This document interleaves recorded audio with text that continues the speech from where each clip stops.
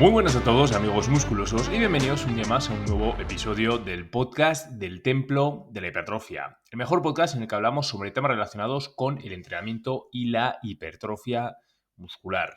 Todos estos temas tan importantes para que aprendamos a entrenar de la manera más inteligente posible. Seguimos con esta sección que se llama El Consultorio de la Hipertrofia, en la que respondo dudas que me dejáis en la página web, en el apartado de podcast, tenéis ahí un formulario, dejáis la pregunta que queráis, la duda que queráis, y en futuros episodios os la resolveré, pues encantadísimo. Y comenzamos con la primera pregunta en el día de hoy que me hace el señor Elías, que tiene 31 años y tiene un nivel avanzado.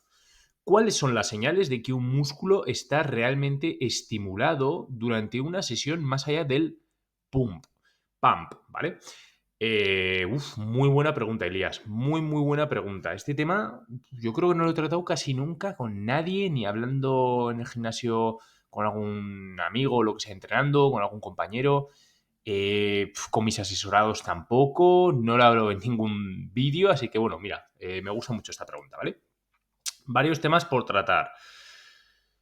Lo primero es entender qué es el pump, ¿vale? Por los que estéis aquí escuchando el episodio, pues igual alguno no lo sabe, ¿vale? Otros sí, entiendo, ¿vale? Pump también se le suele llamar el bombeo muscular, por así decirlo, ¿vale? Y aprovecho esta pregunta que me hace Elías para hablar sobre algo que es que llevo viendo mucho tiempo en redes sociales, ¿no? De muchos influencers que pues muchas veces dan su opinión, pero muchas veces no está basado en ciencia, pero muchas veces repiten simplemente lo que escuchan otros por ahí, lo que escuchan de otros divulgadores por ahí, ¿no? Sin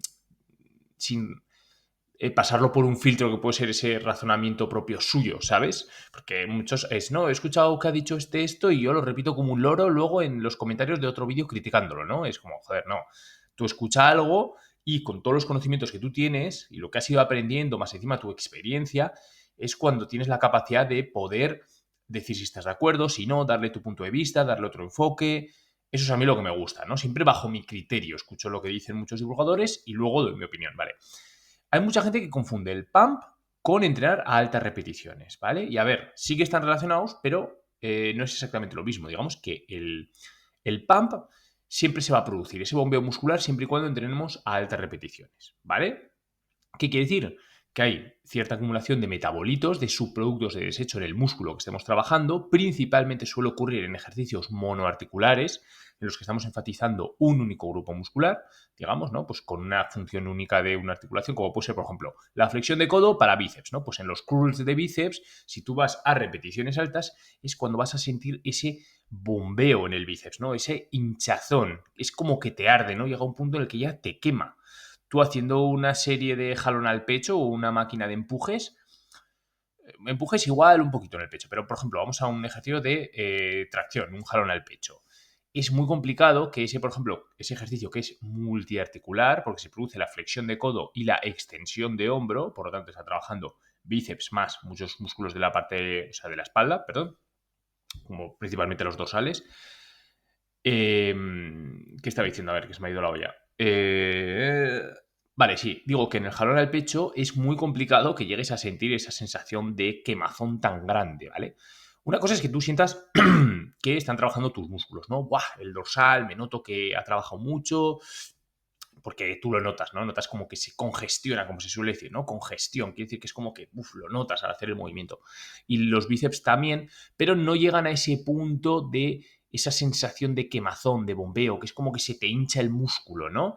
Que es más cuando trabajamos en ejercicios monoarticulares, como lo que os comento de un curl de bíceps, ¿no? Que de hecho, no sé si os ha pasado alguna vez de, yo por ejemplo, alguna sesión de tracciones al acabar haciendo algunas series de bíceps en las que, pues muchísimo bombeo de este estilo, ¿no? Como me preguntas, Elías, mucho quemazón. Además, yo trabajo con las bandas de restricción del flujo sanguíneo y ese bombeo se multiplica por 4, ¿vale? O sea, si no entrenáis con bandas y ya lleváis cierto tiempo en el gimnasio, os recomiendo, si queréis probar, que empecéis porque la sensación es increíble. Se hace muchísimo más divertido entrenar las extremidades, ¿no? Como puede ser principalmente los brazos, tanto bíceps como tríceps. Joder, las sensaciones son mucho más divertidas cuando entrenas, ¿no? Porque de por sí progresar en cruz de bíceps es aburrido, son ejercicios monoarticulares que apenas vas a ir subiendo peso, más que igual en pues, cada muchos meses o lo que sea, ¿no? Entonces, pues se hace un poco aburrido. No es como en ejercicios más multiarticulares en los que te motivas porque puedes hacer una sobrecarga progresiva bastante buena y ver que va subiendo más o menos el rendimiento, sino que el bíceps es más entrenar a estímulo. Y con las bandas de restricción del flujo sanguíneo, bíceps o tríceps, se siente un quemazón y un hinchazón increíble. Lo que iba a comentar, ¿no? A veces me ha pasado de ir luego a ducharme, no sé si os ha pasado, ir a daros el champú por la cabeza, los que tengáis pelo, ¿vale? Los que seáis calvos, pues echaros gel. Y, hostia, no poder casi levantar los brazos porque sientes que te va a estallar el bíceps. O sea, es como que lo tienes hinchado, como inflado, ¿sabes? Entonces, quería diferenciar que bombeo, ese pump se va a producir siempre que entrenemos a altas repeticiones, ¿vale? Porque obviamente entrenando a bajas repeticiones no se va a dar, porque no se genera tanta acumulación de metabolitos, tanto estrés metabólico, que sí que es puede estar en algún estudio, ¿vale? Lo que dice hoy en día la ciencia es que sí que puede ayudar un poquito a que se produzca, a que luego se generen más adaptaciones de hipertrofia muscular, ¿vale? Porque, bueno, el estrés metabólico acaba enviando como señales, en fin, para que se produzcan todos estos procesos que desembocan en hipertrofia muscular, ¿no? Así resumiendo, ¿vale? No quiero ponerme técnico, tampoco me gusta aprender cosas hipertécnicas más que las cosas básicas, ¿no? Que es lo eficiente. Pero eso, entrenando, bueno, luego hay otros, eso, que el estrés metabólico te van a decir no, porque genera más fatiga, entrenar a altas repeticiones, bueno, hay división de opiniones, ¿vale? Uno puede decir que es más interesante trabajar en repeticiones bajas porque se genera menor estrés metabólico, se genera incluso algo menos de daño muscular, algo menos de fatiga neural también del sistema nervioso central, y pues al tener menos fatiga, luego es posible que puedas hacer mayor volumen de entrenamiento. En cambio, otros te van a decir, no, pues sí que es interesante porque el estrés metabólico sí que eso promueve un poquito que se produzca un poquito más de hipertrofia, pero también se genera algo más de fatiga. En fin, ¿vale? Yo os recomiendo que a veces entrenéis a bajas repeticiones y otras veces a altas, ¿vale? Lo que siempre os he dicho, en ejercicios multiarticulares con peso libre, bajas repeticiones por el tema de la inestabilidad. Si son multiarticulares en máquina o guiados, hacer lo que os salga de los huevos. Sinceramente, podéis ir a altas repeticiones o a bajas. Os recomiendo incluso que hagáis esos dos tipos de progresiones diferentes, ¿vale? Me estoy metiendo ya aquí en un tema diferente, pero bueno, ya que me he metido lo acabo. Eso, en máquinas, aunque sean multiarticulares, máquinas guiadas, podéis ir tanto a altas repeticiones como a bajas. Yo os recomiendo que las mezcléis y que consigáis los beneficios de ambas tipos de progresiones, y así encima vais a tardar más en estancaros. Y luego ya en ejercicios monoarticulares, sea guiados o con peso libre, os recomiendo que vayáis a altas repeticiones, ¿vale? Que se produzca más este pump, este bombeo, este estrés metabólico. Sinceramente, porque un curl de bíceps a 5 repeticiones lo podéis hacer, a ver, y te vas a poner fuerte, ¿vale? Pero no sé, yo sí que intentaría algunas series ir a altas repeticiones. Yo, por ejemplo, ¿qué es lo que hago? Yo mi primera serie la hago a 5 repeticiones, que son muy poquitas, pero ¿por qué? Porque yo luego hago micropausas y técnicas de alta intensidad, alguna drops y demás, bajando peso. Entonces, la serie total, si miramos la serie, incluyendo las técnicas de alta intensidad, han habido muchas repeticiones, pero todas de ellas eficientes cerca del fallo muscular, que es lo que me interesa. Repeticiones buenas, repeticiones efectivas, ¿vale? No como una serie a 15 repeticiones, la primera serie, que es que las 10 primeras, vale, sí van a promover que se produzca más estrés metabólico, mayor bombeo, lo que tú quieras, pero para mí es como tirar un poquito el tiempo a la basura, ¿vale? Entonces no hace falta tampoco que vayáis a 15 repeticiones, pero si hacéis una serie recta y no hacéis técnicas de alta intensidad como hago yo, pues bueno, a 5 tampoco es interesante, ¿vale? Pues a partir de 8, entre 8 y 12 puede ser interesante, ¿vale? Entonces, lo que decía, el bombeo se va a producir siempre, el pump, siempre y cuando entrenemos a altas repeticiones.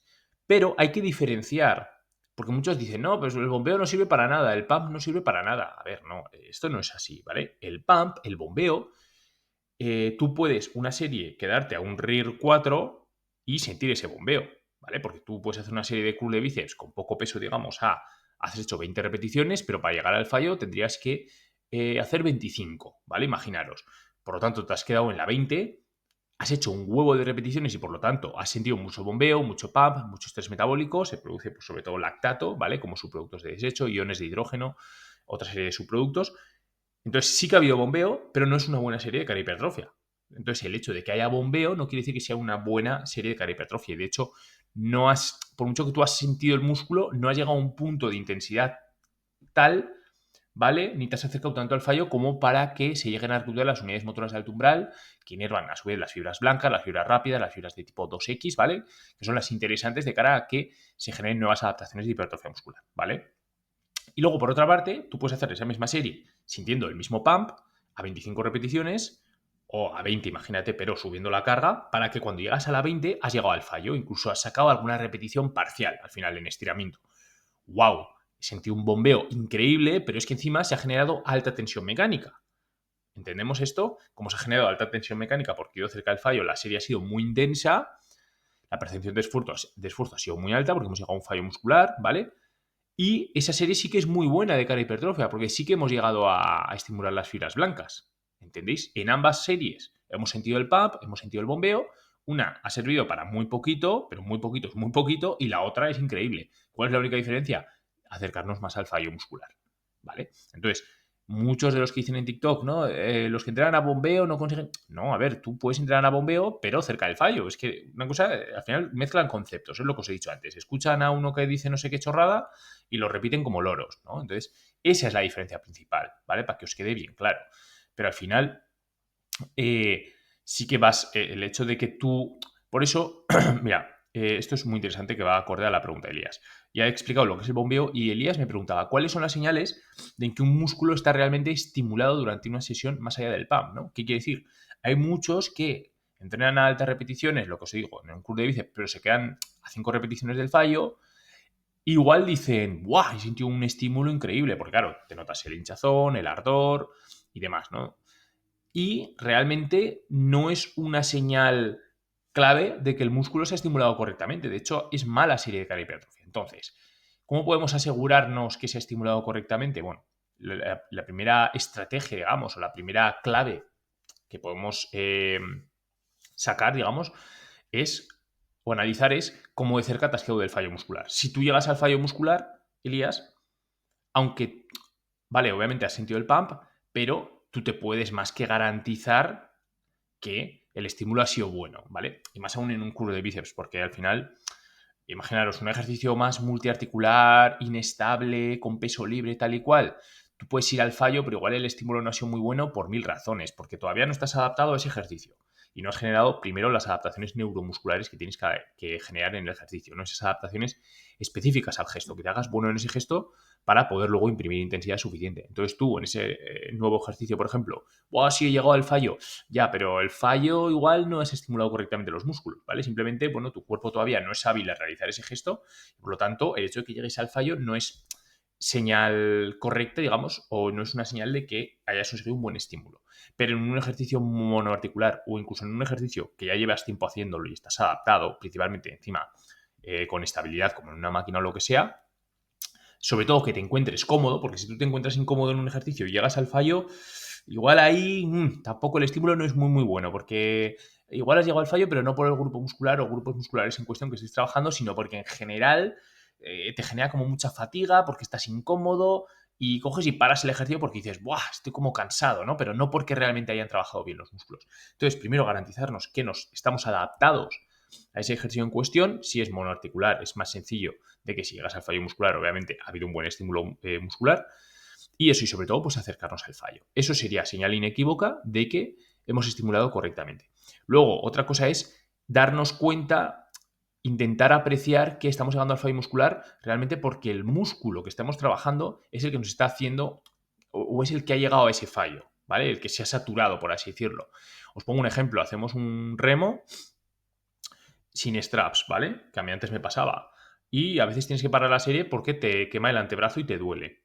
Claro, he llegado al fallo ya, pero es que ese fallo no quiere decir que tus dorsales, por ejemplo, en un jalón al pecho con agarre neutro, se hayan estimulado correctamente. Entendemos esto también es súper importante. Entonces, asegurarnos de que estamos llegando al fallo porque tenemos buen estímulo o sentimos realmente el músculo que estamos trabajando y no nos vemos limitados ni por el tema de la inestabilidad, como he comentado antes, ni porque otro grupo muscular nos está doliendo, se cansa, porque tenemos alguna descompensación, ¿no? Igual tienes muy poca fuerza de agarre, te limita el antebrazo, bueno, pues pondríamos straps, ¿no? En ese caso y nos garantizamos que llegamos al fallo principalmente porque los dorsales y los bíceps, en este caso, han llegado al fallo, ¿vale?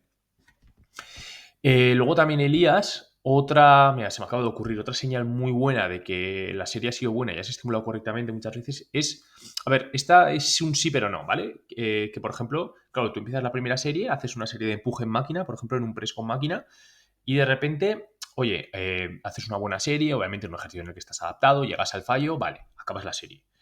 Esperas 3 minutos, vas a la siguiente serie y ves que el rendimiento en ese ejercicio, en la siguiente serie, ha bajado un poco.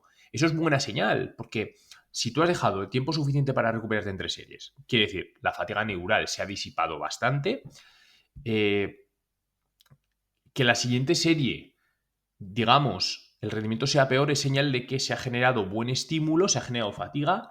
Entonces hay cierta parte del músculo, por así decirlo, que ya ha trabajado y hay ciertas fibras que ya tienen como algo de daño, por así decirlo, ¿no? O sea, entonces, claro, o porque en sí se ha generado bastante estrés metabólico, entonces ese músculo ya no puede ser igual de eficiente ni igualar el rendimiento que en la anterior serie. Eso sería buena señal, ¿vale? De que, bueno, pues oye, el rendimiento va decreciendo en las siguientes series, es buena señal, porque si tú haces la primera serie a X repeticiones con X peso, de repente la siguiente la haces y haces 3 repeticiones más que la anterior, pues eso es señal de que igual la anterior no la has trabajado bien, ¿vale?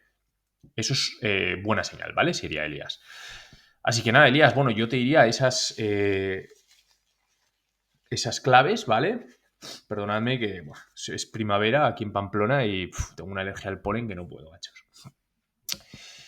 Vale, Elías, entonces, te mando un abrazo muy grande, espero haberte solucionado la duda, ¿vale? Muy buena pregunta, la verdad, me ha gustado mucho. Y pasamos con la segunda pregunta en el día de hoy que escribe Rocío, que tiene 30 años, nivel intermedio.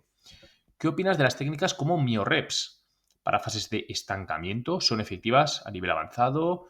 Bueno, Rocío, te mando un abrazo muy grande. Y a ver, vamos a hablar en general un poquito de las técnicas de alta intensidad, ¿vale? Porque mira, tocando el tema de las mioreps, bueno, pues si alguien no lo sabe, las mioreps, ¿qué es, ¿vale? También, bueno, es un poco ambiguo, porque cada uno hace un poco las mioreps como le da la gana, ¿no? Al final, tú coges, haces tu serie normal, llegas al fallo o muy cerca del fallo, descansas un poquito y vuelves a sacar alguna repetición extra. Otra vez cerca del fallo, vuelves a llegar al fallo, descansas un poquito, otra repetición. No se suele descansar tanto, creo, como con la técnica de la rest pause, ¿vale? Que sería más con el mismo peso, descansar unos 30 segundos, imaginaros, y volver a hacer repeticiones efectivas cerca del fallo otra vez. Pero pues es ambiguo. Hay gente que para hacer mioreps descansa 10 segundos, otros 15. Y esto es lo que yo os venía a decir, ¿vale? En el tema de las técnicas de alta intensidad, que son obviamente estrategias para gente avanzada, ¿vale? Que también os digo una cosa.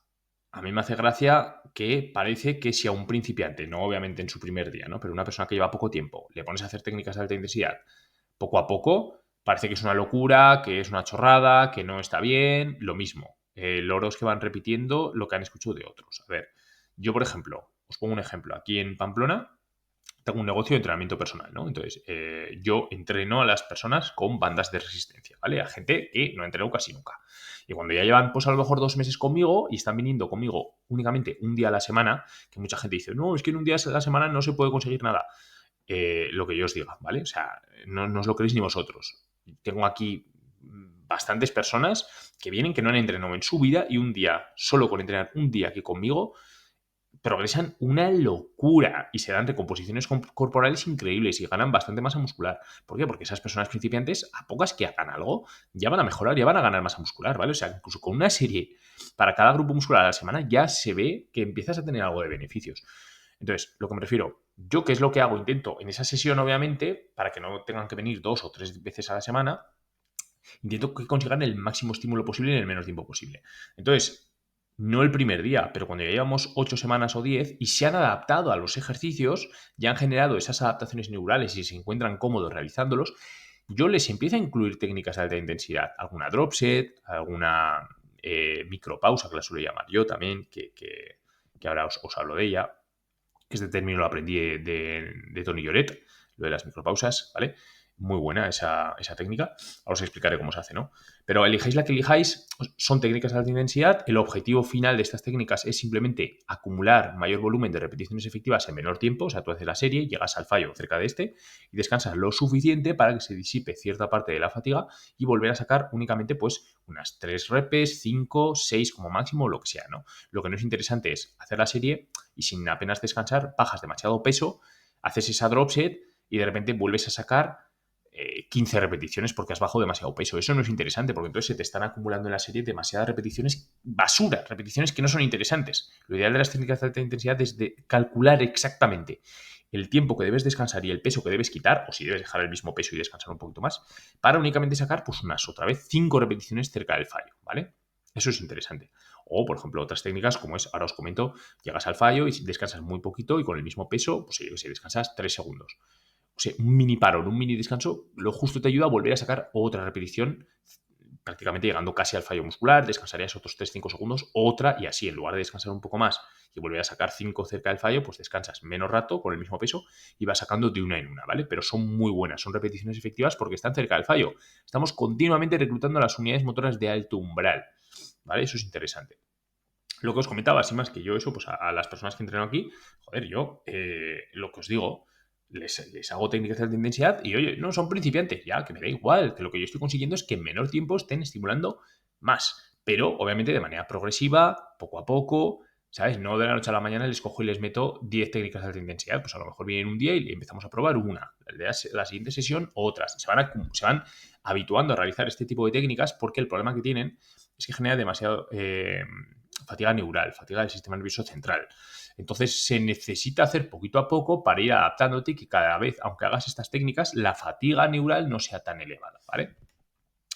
Entonces vamos a hablar un poco de qué técnicas de alta intensidad hay, Rocío, ¿vale? Porque lo que comento, hay personas que les gusta encasillarlo mucho por nombres, ¿no? Mioreps, dropset, respaus, yo hago no sé qué técnica, yo hago la otra, que consiste en X segundos y tal. A ver, es muy ambiguo, ¿vale? Yo tengo comprobadísimo que dependiendo de la persona, las dos claves a la hora de hacer la técnica de alta intensidad es lo que os he comentado. El tiempo que descansas al acabar la serie hasta que vuelves a sacar alguna repetición extra y el peso que vuelves a hacer. Si vuelves a hacer con el mismo peso o bajas y en qué porcentaje bajas. Porque lo que os comento, puede ser, la cagada es bajar demasiado peso, descanses o no descanses, dependiendo del peso, y que saques otra vez demasiadas repeticiones. Porque entonces las primeras otra vez vuelven a ser basura. Lo ideal es que como máximo, como mínimo, no, como máximo, saques 5, ¿vale? De hecho, a mí siempre me gusta calcular para sacar 5.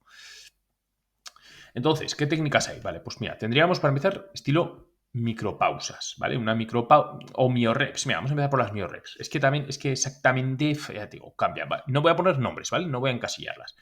¿Qué técnicas hay? Tú puedes hacer la serie y de repente dejas el mismo peso y descansas muy poquito, lo que he comentado, 3 segundos. ¿Qué conseguimos con eso? Con ese mini parón, ese mini descanso, sin soltar casi la carga, ¿eh? O sea, casi manteniendo la carga, con el músculo estirado, descansamos un pelín, respiramos y volvemos a sacar una repetición extra otra vez cerca del fallo. Volvemos a conseguir descansar 3 segundos o 5, volvemos a sacar otra. Descansamos otros 3-5 segundos, conseguimos otra y ya de repente descansamos, llegamos a otra y ya, pum, llegamos al fallo, ya no podemos, ¿vale? ¿Qué has conseguido con eso?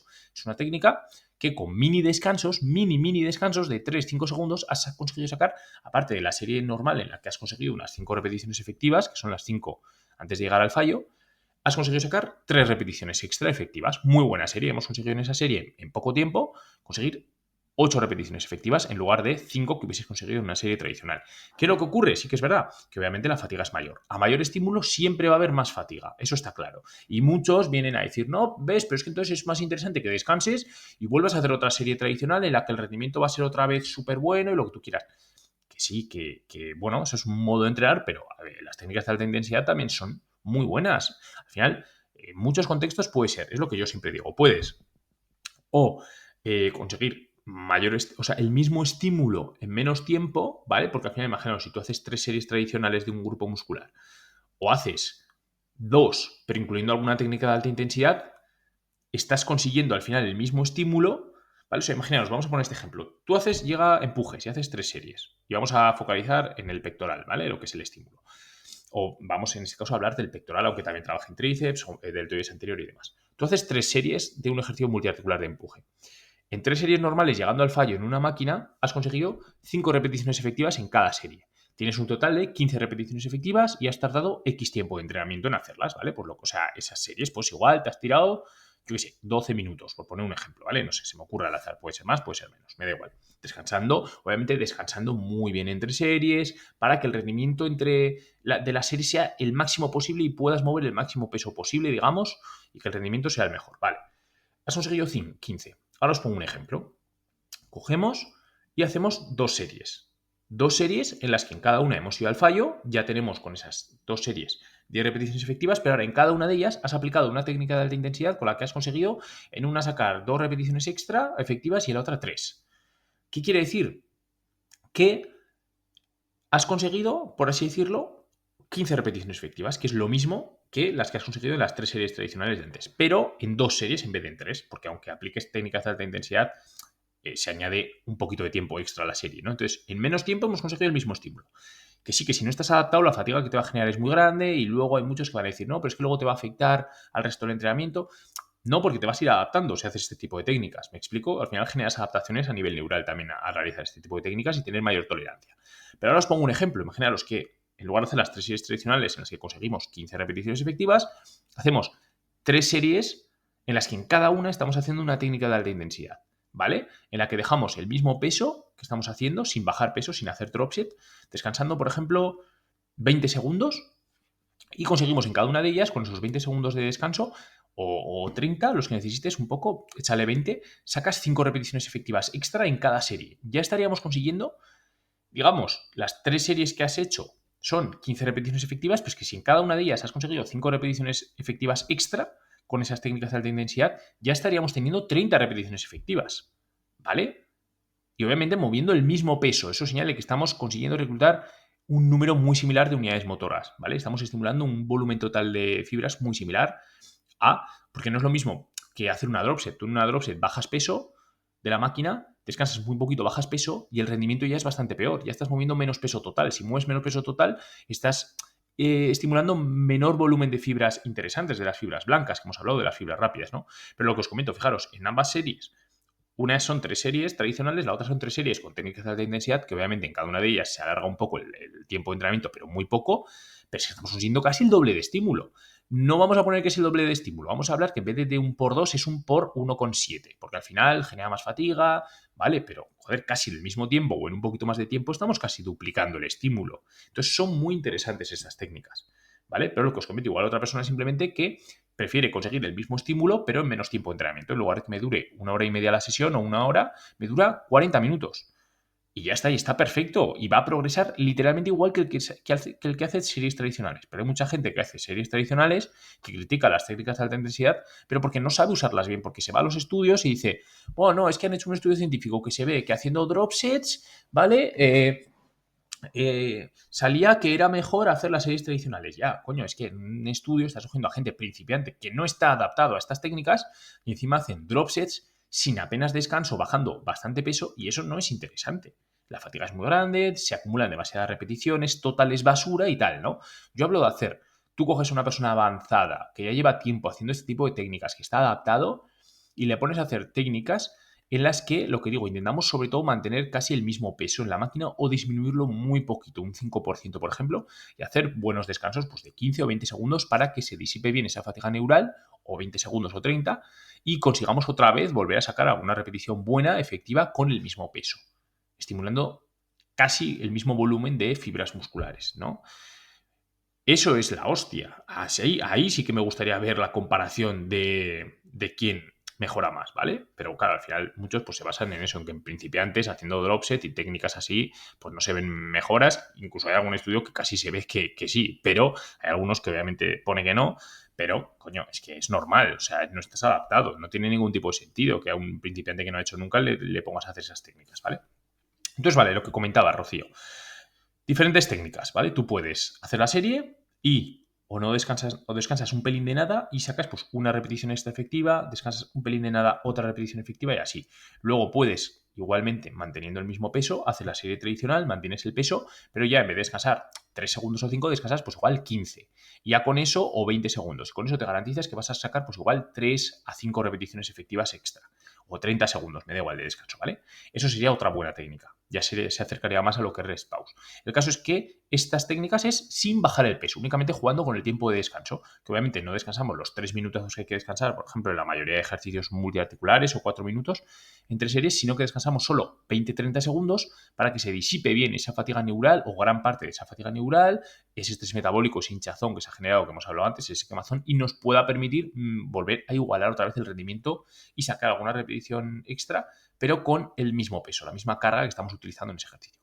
Luego, por otra parte, tendríamos más las drop sets, que ¿qué quiere decir? Tú haces la serie y sin apenas descansar, que esto no me parece para nada interesante, sacamos pues alguna repetición extra porque hemos bajado un 30% la carga, como se suele decir. Eso no es interesante. ¿Por qué? Porque si tú ya las siguientes repeticiones efectivas que estás haciendo has tenido que bajar un 30% la carga, estás necesitando que se involucren menos fibras musculares, aunque vuelvas a llegar al fallo, porque estás manejando menor carga, ¿vale? Por así decirlo. Entonces, es preferible, bajo mi punto de vista, en lugar de hacer la drop set sin descanso y sacar repeticiones, descansar unos 20 segundos o 30, manejar más o menos la misma carga o bajar solo un 5% o un 10%, y así lo que conseguimos es que dejamos un poquito de tiempo para que se disipe parte de la fatiga neural y sobre todo metabólica, ¿vale? La fatiga periférica, lo que os comento, es estrés metabólico en el propio músculo, ¿no? Esa sí que me parece más interesante, ¿no? Dejar un poquito más de descanso y, aparte de dejar más descanso, intentamos igualar la carga o bajarla lo mínimo posible, ¿vale? Las drop sets también tienen otro beneficio, que es vamos a conseguir sacar repeticiones efectivas bastante buenas, aunque no manejemos tanta carga y no se estimulen tanto volumen de fibras musculares, pero sí que conseguimos sacar repeticiones efectivas sin que sufran las articulaciones, porque no es lo mismo hacer una máquina de empuje con, yo qué sé, 90 kilos, ¿vale? O 50 en cada lado, 100 kilos en una máquina de empuje, y hacer el descanso, o sea, la técnica de descansar 20 o 30 segundos y volver a manejar la misma carga o solo bajar un 5%, que al final las articulaciones ahí acaban sufriendo, es posible que sufran. Hay que tener cuidado con eso porque es demasiado estrés para las articulaciones y las estructuras pasivas. Y en cambio, en una drop set, aunque tiene sus desventajas, como he comentado, que estás continuamente trabajando con demasiada fatiga, entonces la reclutación no es tan buena de unidades motoras, pero sí consigues que las articulaciones están sufriendo menos y la estructura en general está sufriendo menos. Entonces, en según qué contextos también puede llegar a ser interesante. Como veis, hay tantas variables y es tan importante entender cómo funcionamos fisiológicamente para, en el entrenamiento, utilizar las herramientas que queramos a nuestro antojo, ¿vale? Y no he escuchado que la drop se hace así, ya, pero entiéndela. Si tú no entiendes cómo funciona el cuerpo a nivel fisiológico y las respuestas que genera en cuanto al entrenamiento, tú no puedes luego adaptar esas técnicas a ti. Tú has escuchado algo, lo haces y a lo mejor a uno le va bien y a ti te va mal por el motivo que sea, ¿vale? Así que bueno, Rocío, espero haberte ayudado con esta pregunta. La verdad que el podcast de hoy me parece que ha sido muy bueno. Ya lo siento, chicos, si me he enrollado. Pero yo creo, bueno, he lanzado aquí pildoritas que las tenía ya ahí en la cabeza, aprendías desde hace mucho y me encanta, la verdad, pues compartirlas, ¿no? Porque al final es más fácil hacerlo así mediante preguntas que tener que prepararme yo un vídeo exacto, el guión, para justo hablar de estos temas. Prefiero que salgan más natural, ¿sabes? En estas preguntas. Por eso me gusta tanto el consultorio de la hipertrofia. Chicos, ¿qué queréis que os diga? Y chicas. Así que bueno, gente, damos por finalizado el episodio de hoy. Ya sabéis que si queréis empezar a aprender a entrenar de manera inteligente, tenéis el manual de entrenamiento para principiantes, tenéis en la descripción el link para acceder al manual, ¿vale? Rellenáis el formulario y os envío el enlace a cambio, que pues es para aprender un poquito las bases, cómo funciona el entrenamiento y demás. Y si os surge cualquier tipo de duda leyendo el manual o en general con este podcast o en general sobre hipertrofia, que tengáis preguntas, podéis acceder al grupo privado del Templo de la Hipertrofia, que es una comunidad privada en WhatsApp, ¿vale? Es un grupo. Tenéis el enlace para acceder también en la descripción del vídeo, que ahí vais a poder rodearos de una comunidad pues, que sabe muchísimo, que nos ayudamos, una comunidad muy, muy sana.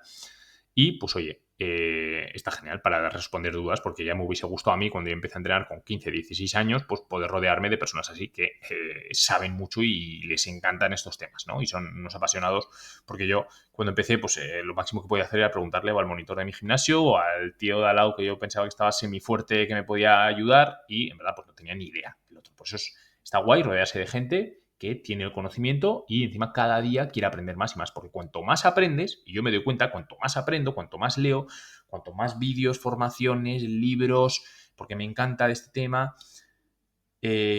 más me doy cuenta de que sé menos, porque te das cuenta de que hay tanto que dices, ¡buah! Es que, hostia, hay tanto por aprender, ¿no? Pero bueno, eso es lo bonito, ¿no? Así que nada, gente, os mando un fuerte abrazo a todos, nos escuchamos en próximos episodios de Templo de Hipertrofia. Un abrazo a todos, adiós.